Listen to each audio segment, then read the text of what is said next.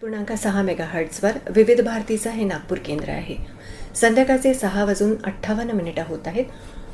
श्रोते व ऐकूया ठळक बातम्या.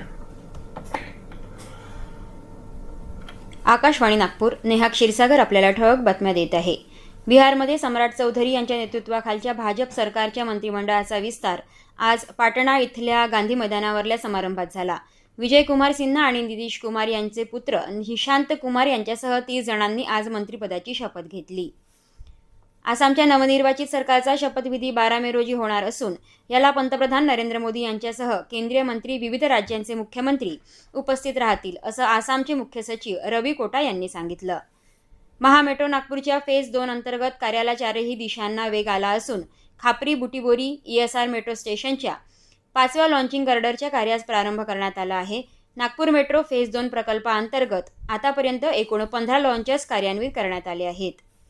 नागपूर जिल्ह्यात 5 मेच्या रात्री कुही तालुक्यातील वेलतूर पोलीस स्टेशन अंतर्गत मौजा बोरी येथे अवैध मुरुम उत्खनन आणि वाहतुकीच्या कारवाईमध्ये नायब तहसीलदार बुद्धभूषण निकाळजे यांनी JCBचा मालक आणि चालक आयुर थोटे याला अटक करून त्याच्याविरुद्ध गुन्हा दाखल केला आहे.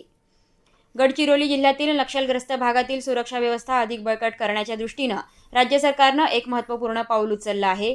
क्षेत्रापैकी 2 हेक्टर शासकीय जमीन CRPF कॅम्प उभारण्यासाठी गडचिरोली पोलीस अधीक्षक यांना मंजूर करण्यात आली आहे. मुख्यमंत्री देवेंद्र फडणवीस यांच्या सूचनेनुसार महसूल मंत्री चंद्रशेखर बावनकुळे यांनी हा निर्णय घेतला आहे.